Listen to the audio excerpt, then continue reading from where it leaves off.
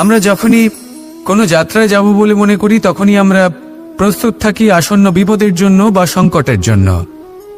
যেমন যদি আমাদের মনে হয় যে আজকের পরিবেশ খুব ঠান্ডা হবে, তাহলে আমরা গরম বস্ত্র ধারণ করি বা সেটাকে সাথে নিয়ে যাই। যদি মনে হয় যে বৃষ্টি হতে পারে বা বৃষ্টি হয়ে চলেছে আমরা দেখছি, তাহলে আমরা একটা ছাতা সাথে নিয়ে নিই। আমরা প্রস্তুত থাকতে চাই এবং এটাই উচিত, এবং সেই কারণেই আমরা যাত্রায় সাফল্য লাভ করি। কিন্তু যদি আমরা কথা বলি জীবনযাত্রা নিয়ে, যা কিনা সব থেকে বেশি গুরুত্বপূর্ণ, তাহলে তার জন্য আমরা পূর্ণরূপে প্রস্তুত থাকি না। আশেপাশের মানুষ, এই সমাজ, আমাদের সাথী, আমাদের মিত্ররা যে কোনো মুহূর্তে বদলে যেতে পারেন। সেই জন্য আমরা নিজেদেরকে কখনো সাবধান করি না, কখনোই নিজেদের প্রস্তুত করি না। আমাদের এটা কখনোই মনে হয় না যে এরকম হতে পারে, আর সেই কারণেই শেষে গিয়ে আমরা অত্যন্ত দুঃখ পাই। একটা অমূল্য শিক্ষা আছে যেটা আমাদের লাভ করা উচিত। সতর্ক থাকা উচিত। এই জীবনযাত্রার জন্য শুধুমাত্র এই পরিবেশের বিষয়ে তথ্য সংগ্রহ করা বা তাকে অনুমান করা এটুকু হলেই চলবে না। আমাদের আশেপাশের মানুষজনকে দেখতে হবে, তাদের স্বভাব পরিস্থিতির ওপর নজর রাখতে হবে।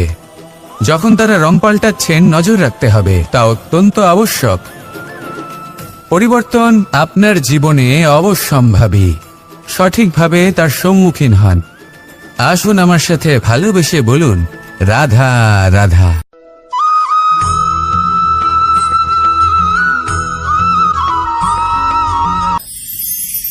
ঈশ্বর আসলে কে?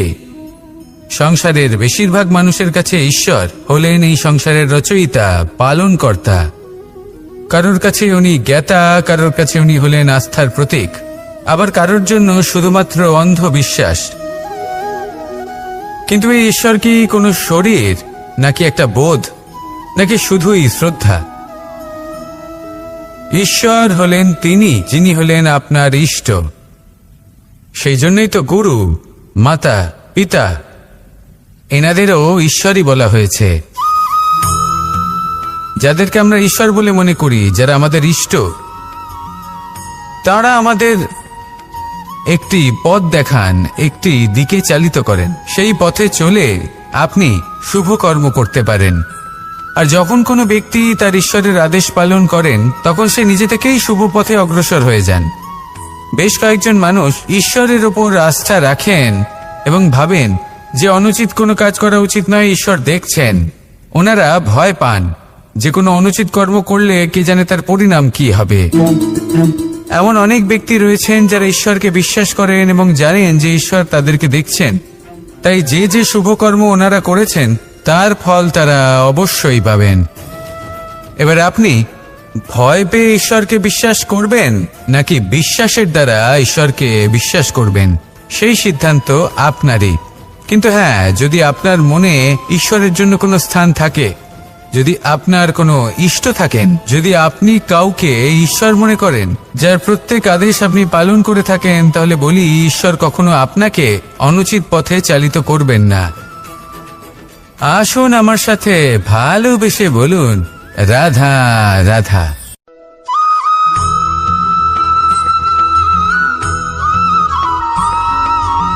আমি রথে যাত্রা করি, তাতে বারবার পথে থামি আর দেখি যে আমি অনুচিত দিকে যাচ্ছি না তো, আমি উচিত পথেই যাচ্ছি তো। কারণটা কি?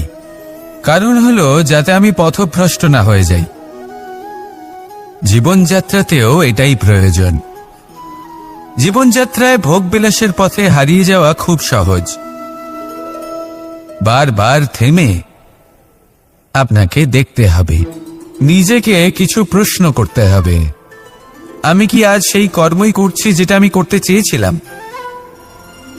আমি কি আজ সেই জীবন যাপন করছি যেমন আমি যাপন করতে চেয়েছিলাম? যদি এই প্রশ্নগুলোর উত্তর হ্যাঁ হয়, তাহলে এগোতে থাকুন, নয়তো থেমে যান এবং বিচরণ করুন। মনে রাখবেন, এই সংসার অত্যন্ত জটিল আর এতে হারিয়ে যাওয়া অত্যন্ত সরল। সেই জন্য নিজে থেকে বারবার থামা এবং জীবন চিন্তন করা অত্যন্ত আবশ্যক। তাহলে সেটাই করুন আর আমার সাথে ভালোবেসে বলুন, রাধা রাধা।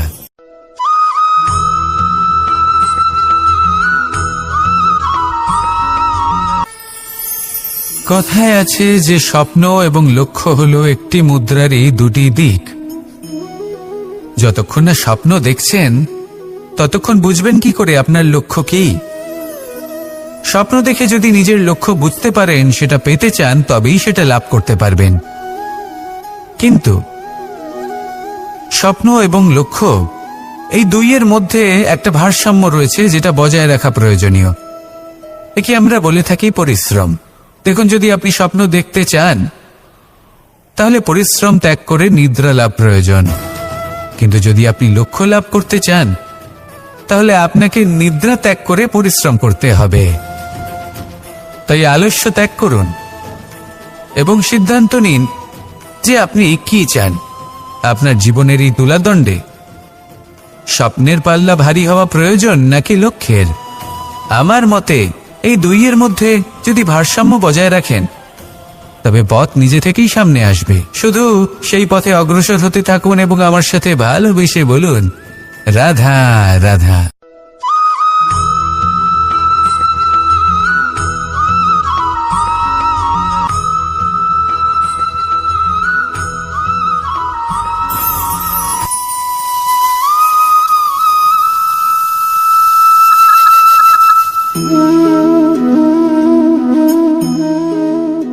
মোহনের বাঁশির এই সুর, এই সঙ্গীত কার না পছন্দ হয়?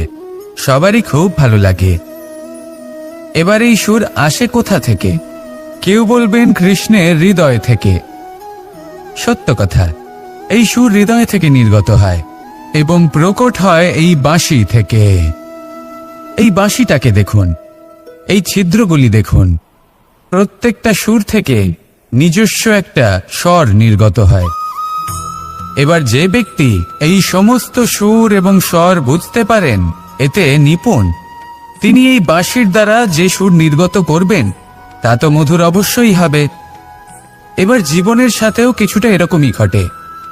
জীবনের কিছু নীতি থাকে, অর্থ, কুটুম্ব এবং আধ্যাত্মিক।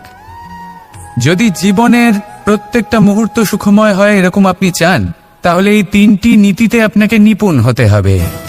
কোনো একটি বিশেষ নীতির প্রতি যদি আপনি বেশি ঝুঁকে পড়েন তাহলে বাকি দুই নীতি থেকে যা সুখ লাভ করা সম্ভব তা পারবেন না। ধন অর্জন করতে হবে পরিবারের জন্য, পরিবারের সুখ মনের শান্তির জন্য, মনে শান্তির প্রয়োজন মনের শুদ্ধতার জন্য। যখন এই মন শুদ্ধ হবে, জীবন শুদ্ধ হবে, পবিত্র হবে, সুন্দর হবে এবং ভালোবেসে বলবে, রাধা রাধা।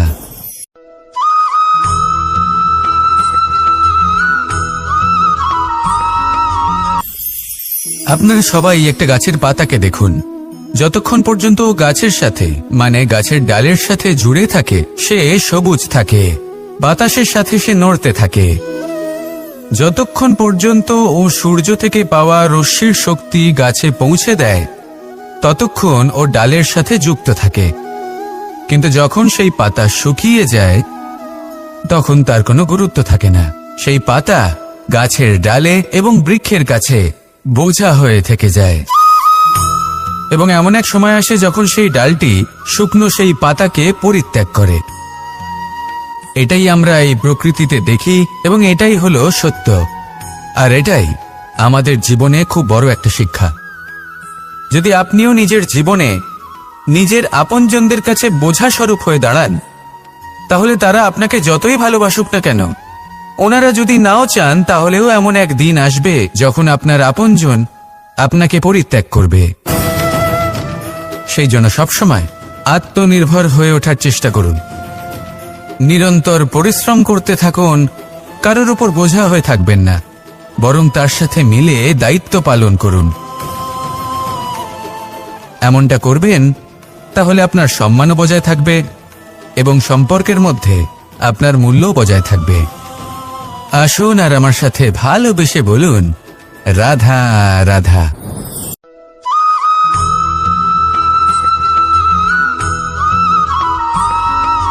এই শুকনো পাতাটিকে দেখুন, নিষ্প্রাণ হয়ে পড়েছে।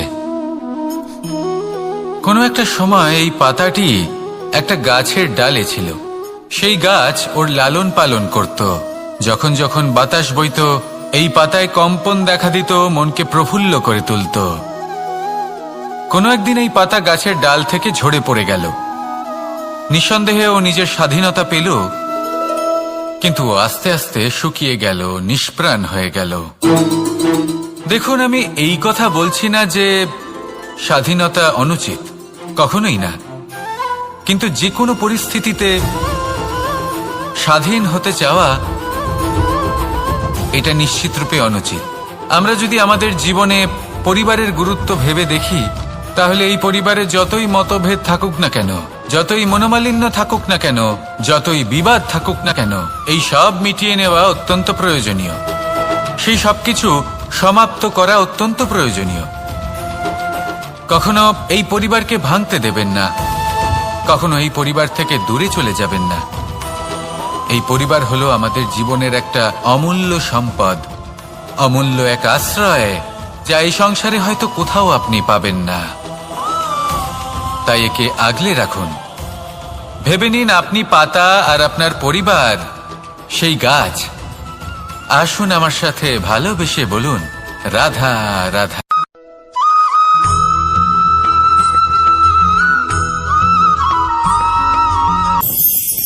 প্রেম 2.5 অক্ষর, মাত্র 2.5 অক্ষরের এই শব্দ প্রেম, এর মধ্যে ত্রিলোকের এবং সমগ্র ব্রহ্মাণ্ডের বীজ নিহিত আছে। এমন কি আছে যা এই প্রেম করতে পারে না? যেখানে শক্তি এবং বিদ্যা প্রয়োগ করে আপনি কিছুই করতে পারবেন না, সেটাও প্রেম দ্বারা অর্জন করা সম্ভব। প্রেম চাইলে পাথরেও ফুল ফোটাতে পারে। প্রেম চাইলে ন্যাড়া পাহাড়ের বুক চিরে নদীপথ তৈরি করতে পারে।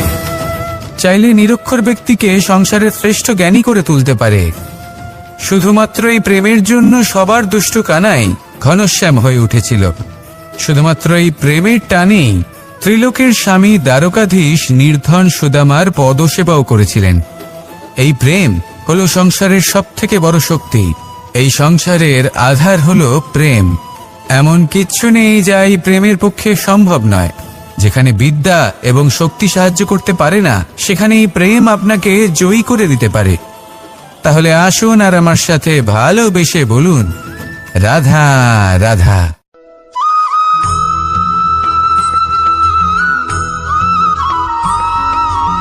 দীপাবলি আমাদের সবথেকে বড় উৎসব। শ্রীরাম রাবণকে পরাস্ত করে 14 বছরের বনবাস কাটিয়ে আবার অযোধ্যায় ফিরে এলেন অমাবস্যার রাত্রে। অযোধ্যায় সবাই খুব প্রসন্ন ছিলেন, খুবই উৎসাহিত ছিলেন। অযোধ্যায় সহস্র প্রদীপ প্রজ্বলিত করা হয়েছিল এই উৎসবে। একে আমরা দীপাবলি বলে থাকি। এবার এই বিষয়ে আমরা সকলে জানি। আপনি কি এটা জানেন যে শ্রীরাম বাস্তবে অমাবস্যার এক রাত আগেই অযোধ্যায় পৌঁছে গেছিলেন? সবার সামনে অমাবস্যার রাতে এসেছিলেন। এর কারণ কি? শ্রীরাম প্রমাণ করতে চেয়েছিলেন যে যে কোনো সময়, দিন হোক বা রাত, শুভ বা অশুভ হয় না। শুভ অশুভ কিছু থাকলে তা হলো মানুষের চিন্তা, তার ভাবনা, তার নির্বাচন আর তার কর্ম। নিজেই দেখে নিন। শ্রীরাম অর্থে দীপাবলি বলা যেতে পারে।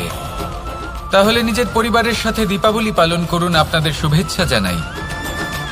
আসুন আর আমার সাথে ভালোবেসে বলুন, রাধা রাধা।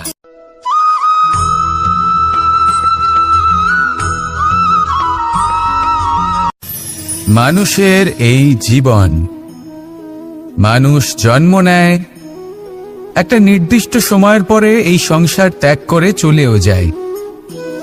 এবার শুধু এটাই আবশ্যক নয় যে এই জীবনকালকে আপনি যাপন করবেন, শুধু এটাই গুরুত্বপূর্ণ নয়।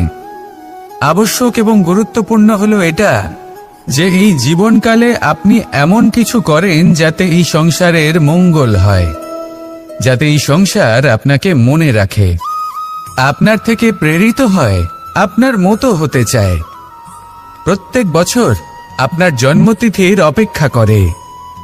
এমনভাবে আপনার জন্মদিন পালন করে যাতে সেটা মহোৎসবের আকার ধারণ করে। এবার এই জন্মদিন এমনি এমনি মহোৎসবে পরিণত হয় না। তখন হয় না যখন কোনো ব্যক্তি রাজার রূপে বা কোনো গোয়ালার রূপে জন্মগ্রহণ করে। তখন পরিণত হয় যখন একজন মানুষ জন্মগ্রহণের পরে এই সংসারকে কোনো শিক্ষা দিয়ে যান। কিভাবে একজন মানুষ গোয়ালা থেকে রাজা হতে পারে, কিভাবে একজন মানুষ অসত্য থেকে সত্যের পথে চলতে শুরু করেন, অধর্ম থেকে ধর্মের পথে চালিত হতে পারেন, কিভাবে অন্ধকার থেকে প্রকাশের দিকে যেতে পারেন, কিভাবে নিজের আত্মাকে পরমাত্মার সাথে মিলিত করতে পারেন। তা সে রামনবমী হোক বা জন্মাষ্টমী হোক, তাদের জীবনের সাথে জড়িত প্রত্যেক মুহূর্ত একটা পরবের আকার ধারণ করে। তাহলে আপনিও এইভাবে নিজের জীবন যাপন করতে থাকুন। এই সংসারে শুধু ভালোবাসা বিতরণ করুন, কিছুটা এমন ভাবে বিতরণ করুন যাতে আপনি এই সংসার থেকে চলে যাওয়ার পরেও এই সংসারে আপনি শুধুই ভালোবাসা বিতরণ করতে পারেন। যদি আপনি এরকম করেন, সংসারকে প্রেরণা দেন, তাহলে আপনার জীবনও রাধা কৃষ্ণের প্রেমের মতোই অলৌকিক এবং দৈব হয়ে উঠবে। আসুন আর আমার সাথে ভালোবেসে বলুন, রাধা রাধা।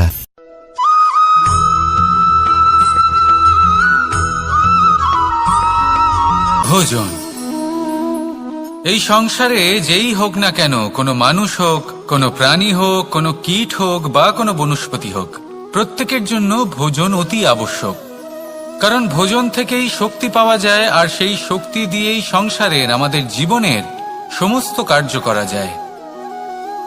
এবার এমন এক ধরনের শক্তি হয় যা শীতের ঋতুতে সূর্য থেকে আমরা পেয়ে থাকি, আর আরেক ধরনের উত্তাপ হয় যা দিয়ে ভোজন রান্না করা হয়, সুস্বাদু নানান ধরনের ভোজন। এবার অত্যন্ত গুরুত্বপূর্ণ হলো যে ব্যক্তি সেই ভোজন বানাচ্ছেন তার মানসিক পরিস্থিতি এবং সেই ব্যক্তি যিনি ভোজন গ্রহণ করছেন তার মানসিক অবস্থা। যখনই আপনি ভোজন বানাচ্ছেন তখন ভালোবাসার সাথে কাজটা করুন, ধন্যাত্মক ভাব নিয়ে, সৎ ভাবনার সাথে। কারণ আপনার এই মানসিক স্থিতি শক্তির আকারে সেই খাদ্যের সাথে মিলে মিশে যায়।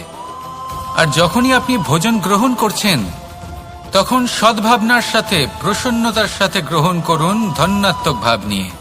যদি আপনি প্রসন্নতার সাথে রান্না করেন, প্রসন্নতার সাথে খাদ্য গ্রহণ করেন, তাহলে আপনি প্রসন্নই থাকবেন, আর মন সুপ্রসন্ন হয়েই বলবে, রাধা রাধা।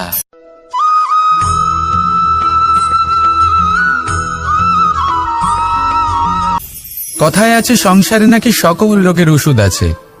যদি আপনি নিজের শরীরকে ভালোবাসেন তাহলে ব্যায়াম করুন, যদি নিজের নিঃশ্বাস প্রশ্বাসকে ভালোবাসেন তাহলে প্রাণায়াম করুন, যদি আপনি নিজের আত্মাকে ভালোবাসেন তাহলে ধ্যান করুন। কিন্তু যদি আপনি নিজের জীবনকে, পরমাত্মাকে ভালোবাসেন তাহলে সকলকে ভালোবাসতে থাকুন। এই ভালোবাসা অত্যন্ত গুরুত্বপূর্ণ এবং আবশ্যক।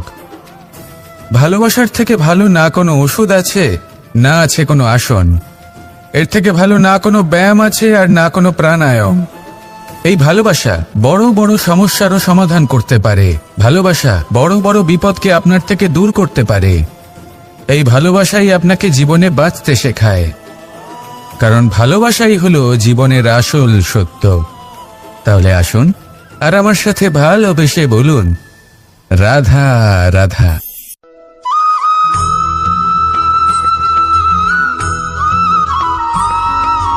আমি মনুষ্যরূপে জন্ম নিয়েছি এবং সমস্ত কর্ম এই রূপেই করেছি। কিন্তু আশ্চর্যের বিষয় হলো যে আজও মানুষ আসেন এবং হাত জোড় করে প্রার্থনা করেন যেন আমি ওনাদের সহায়তা করি। আপনাদের একটা কথা বলতে চাই, আমি সকলকে সাহায্য করতে পারবো না, কিন্তু আমি শিক্ষা অবশ্যই দিতে পারবো, জ্ঞান প্রদান করতে পারবো। এমন কিছু জ্ঞান যার ভিত্তিতে মানুষ যা চাইবেন তাই লাভ করতে পারবেন যদি সঠিক কর্ম করতে থাকেন। যখন কংসের অসুররা, আপনি অবশ্যই লাভ করবেন। আর এই মন সুপ্রসন্ন হয়ে বলবে, রাধা রাধা।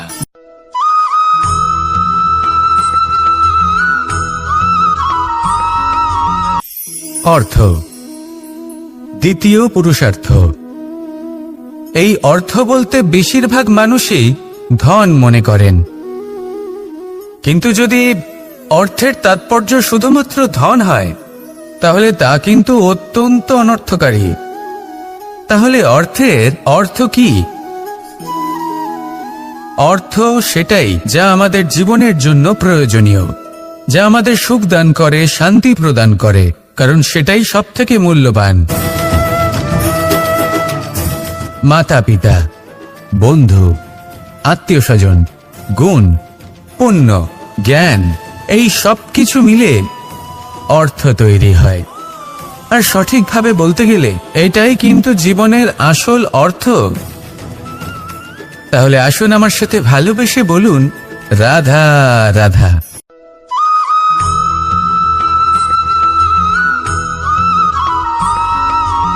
সুখ, দুঃখ এবং শক্তি, এই তিন হলো এই সংসারের ত্রিদেবের মতো। আমাদের জীবনে যা কিছু ঘটছে এই তিনটির ভিত্তির উপরেই হচ্ছে।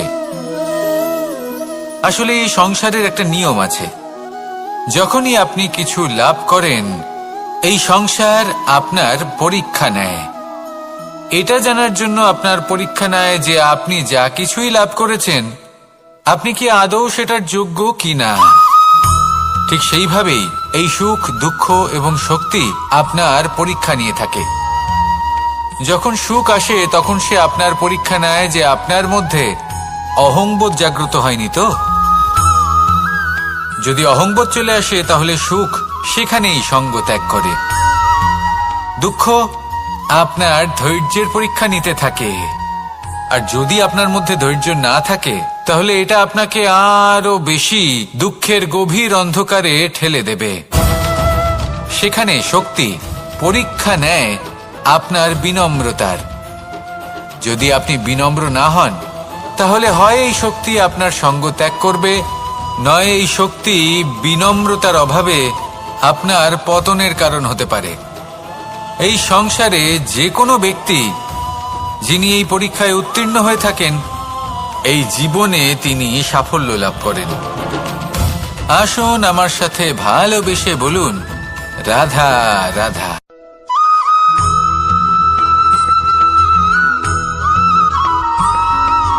দিশা আমাদের পথ প্রদর্শন করে, আর আমরা এই দিশার মধ্যেও পবিত্র অপবিত্র, শুভ অশুভ জিনিস খুঁজে পাই। কিন্তু প্রশ্ন হলো এটাই যে সত্যি কি এই দিশা পবিত্র বা অপবিত্র হয়, শুভ বা অশুভ হয়? সত্যি কথা বলতে দিশা শুধুই একটা দিক মাত্র, কিন্তু সেই দিকে যে ব্যক্তি থাকেন তার কর্ম হয় শুভ হয় নয় অশুভ হয়। যেমন ধরুন সূর্য, সূর্য যাকে ছাড়া আমাদের জীবন চলতে পারে না, উনি উদিত হন পূর্ব দিক থেকে, এবং এই কারণে সূর্য মহান নন বা পবিত্র নন যে উনি পূর্ব দিক থেকে উদিত হন। উনি এই কারণে মহান কারণ উনি আমাদের সকলকে প্রকাশ প্রদান করেন, এবং পূর্ব দিক এই কারণে মহান কারণ সেদিক থেকে সূর্যোদয় হয়। এবার সূর্যাস্ত হয়ে থাকে পশ্চিম দিক থেকে, আর তাই বেশিরভাগ মানুষ পশ্চিমকে অশুভ মনে করেন, অপবিত্র মনে করেন। সেখানেই যদি আমি উত্তর এবং দক্ষিণের কথা বলি তাহলেও সেই একই ব্যাপার। উত্তর দিকে যদি আমরা কখনো যাত্রা করতে চাই তাহলে আমরা নিঃসংকোচে কোনো ভাবনা চিন্তা ছাড়াই যাত্রা করতে পারি। সেখানেই দক্ষিণ দিকে যদি আমরা যাত্রা করতে চাই তাহলে আমরা শুভ মুহূর্ত খুঁজি। কারণটা কি? কারণ উত্তর দিকে হিমালয় পর্বত আছে, যেখানে আমরা জড়িবুটি খুঁজে পাই, যেখান থেকে পবিত্র নদী প্রবাহিত হয়। সেখানেই দক্ষিণ দিকে আছে বিশাল নোনা জলের সাগর। এমন একটা স্থানও আছে যেখানে লঙ্কাপতি রাবণ থাকতেন। আর হয়তো এই সকল কর্মের কারণেই আমাদের দৃষ্টিভঙ্গি এমন হয়ে গেছে।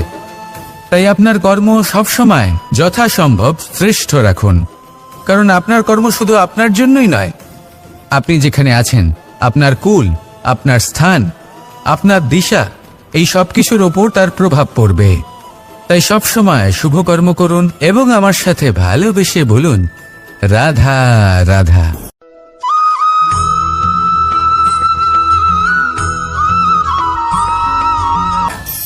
একবার একটা শেয়াল বনে বিচরণ করছিল।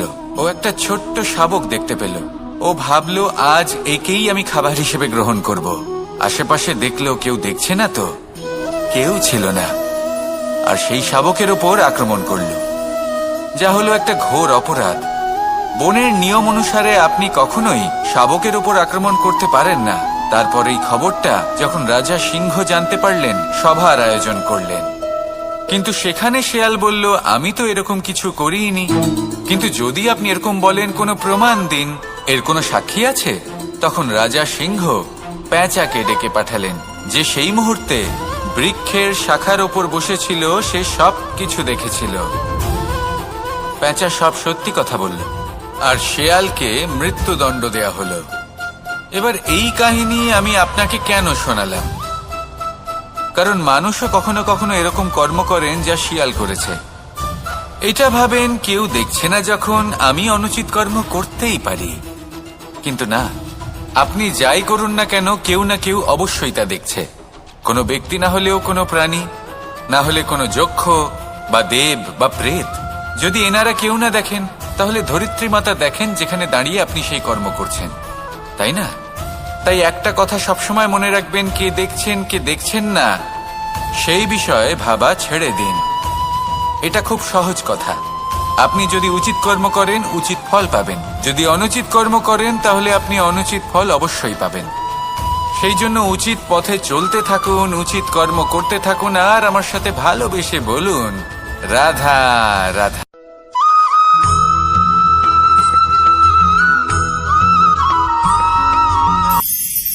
ঈশ্বর আসলে কে? সংসারের বেশিরভাগ মানুষের কাছে ঈশ্বর হলেন এই সংসারের রচয়িতা, পালনকর্তা। কারোর কাছে উনি জ্ঞাতা, কারোর কাছে উনি হলেন আস্থার প্রতীক, আবার কারোর জন্য শুধুমাত্র অন্ধবিশ্বাস। কিন্তু এই ঈশ্বর কি কোনো শরীর, নাকি একটা বোধ, নাকি শুধুই শ্রদ্ধা? ঈশ্বর হলেন তিনি, যিনি হলেন আপনার ইষ্ট। সেই জন্যই তো গুরু